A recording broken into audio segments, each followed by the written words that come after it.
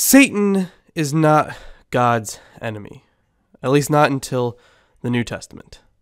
In the Old Testament, Satan is essentially God's divine prosecutor. It's just a title. Ha-Shaitan, or the Satan, just means the adversary. And the one presented in a book like Job is part of God's heavenly council. So who is this Satan character, and how do we know? First, it's probably best to try to find the meaning of Satan. So in Numbers 22:22, this is part of the Balaam pericope, the angel of Yahweh is coming as a Satan against Balaam.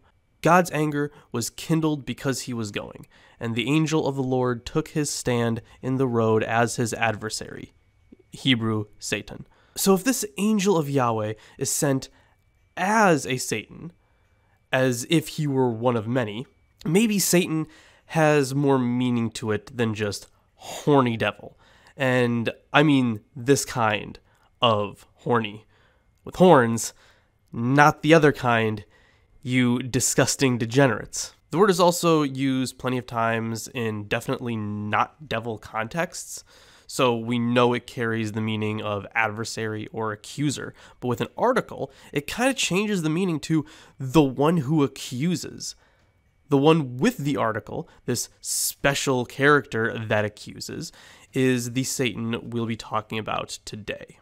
It's never used as an actual name in the Old Testament. The closest we get to using it as an actual name is 1 Chronicles 21, when Satan is said to be the reason David took a census, which was like the worst thing you could do, apparently. Satan stood up against Israel and incited David to count the people of Israel.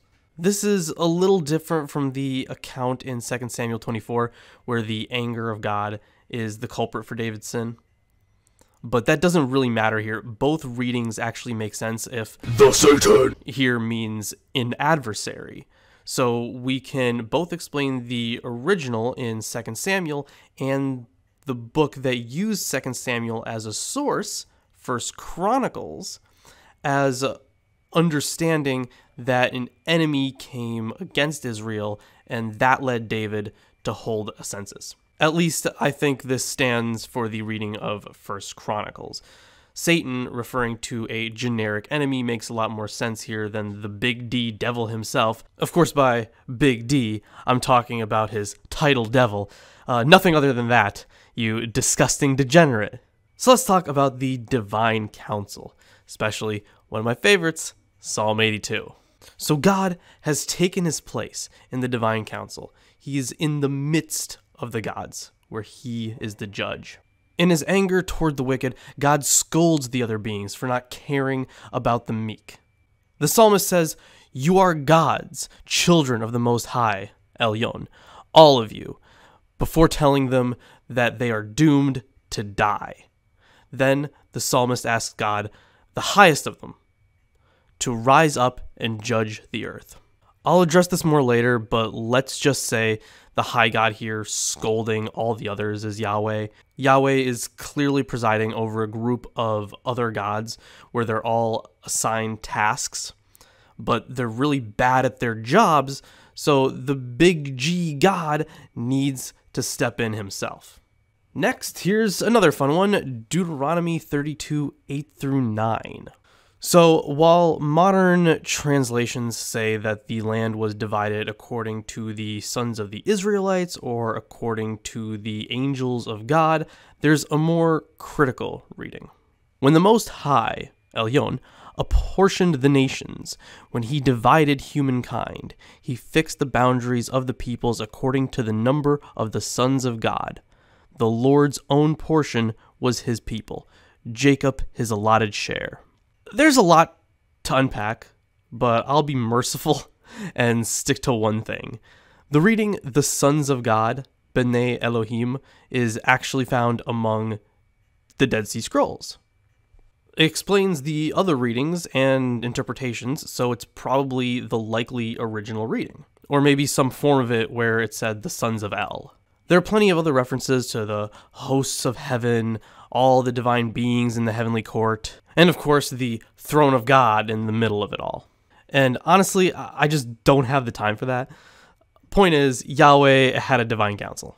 So let's start talking about some of the Satan stuff, like Job 1:6. You know the story of Job, a pious man who has everything taken by Satan in order to test his faith. God gives the green light for that experiment, but the point is, Satan is the one putting Job through those hurdles. Satan here comes from the B'nai Elohim to God. While it's usually understood as angels or some other divine beings, the reality is the phrase means sons of God. So Satan, the adversary, is with these beings when they approach Yahweh. Satan says he was just walking around on the earth, and God goes, "Hey, did you see Big J Job over there? Dude's pretty goated." And immediately Satan starts the interrogation and suggests those great things of Job be taken away. Few things to note about this. Satan only starts to pry into Job's faith when Yahweh brags about how great he is. He also says that he was just roaming around the earth. Maybe our view of this Satan character is starting to build. Maybe he sounds like a lawyer walking around trying to out someone, trying to sue them. But okay, let's not get too hasty. Let's not get too hasty. I understand a lot of the fundies really freaking out over things I'm saying right now, but let's not get too hasty. Let's pull back a bit. We have other verses to look at. Like, for example, Zechariah 3:1-2. Here in Zechariah's vision, he sees the high priest Joshua and the Satan.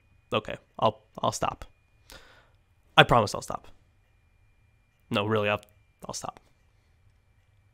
The Satan.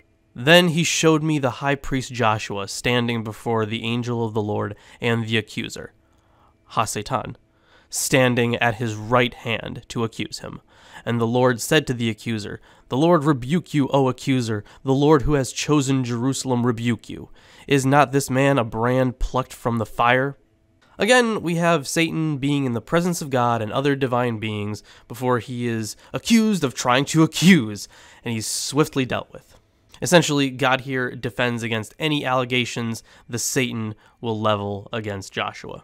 Well, you might say, "Lawrence, you big bozo, you stupid atheist. Don't you know they're just angels? That the divine council is just angels? That the hosts of heaven is just angels? That it's all just angels? No other gods? Surely no other gods." I would say yes, but I can't know things that are not true. The ancient Near East is filled with mythologies about divine councils. One of the ways to be described as being in these councils is the Son of God title. Kings were afforded this as well, and even considered to be one of the gods, part of the pantheon even. B'nai Elohim and all other forms of it just means sons of God now. But at one point, it meant sons of El. We have another word for angel that's consistently used elsewhere, malak. Sorry to my friend Tomer for probably mispronouncing that. If you know, you know. So hopefully we've established that God has a divine council. He has a team of gods over which he rules. He gives them directions. They do the thing, at least in the Old Testament. Satan is just one of these beings, and he brings the accusations. Yahweh, when it comes to the Bible, is, of course, the highest of high gods, and at a certain point, he was just the only God. But when we're talking about the history of the text, the history of its development, we're looking at a transition from polytheism to henotheism, which is the same as monolarity. You have one high God that is to be worshipped, but the other gods still exist. And then finally transitioning to monotheism. So these texts all exist within the biblical corpus. But either way, Satan was just one of these beings, and he's the one who's bringing the accusation. He's the prosecutor. He's the lawyer. Just like all the other angels and beings among the heavenly hosts, Satan was just doing his job. He was God's prosecutor, bringing charges of wrongdoing to the courtroom which God would have to defend against. But honestly, that's not really the full story. The council imagery is just a holdover from when Yahweh slowly engulfed the traits of El and Baal. It was a pretty slow transition, so by the time we get to the Bible as a whole, El just means God, which is identified with Yahweh. Titles like Elohim or Elyon are the same way, different titles or manifestations of the same God. El, the high god of the Canaanite pantheon. By the time the authors were including some of the old mythological texts and motifs in their own reframing, they had shed the understanding of El and supplemented a Yahwistic understanding. So while the council texts, for example, were initially about El being at the top and El distributing the land according to the number of his sons, they became about Yahweh through an act of divine cannibalism, the last vestiges of Canaanite polytheism eaten up by the ever-growing amalgam that became the modern Yahweh concept. But that's a longer story, and y'all ain't ready for that. Thanks for watching, everyone. I know this has been a very different video, but I've come to realize that unfortunately, not many people actually watch the documentary-style videos. These super analytical deep dives just aren't popular. I'll still do them occasionally. I have a couple in the works, but I'll be making some of these in between. This format's a lot easier, so I hope you enjoy it. Make sure to leave a like and subscribe for more, and don't forget to join the Discord.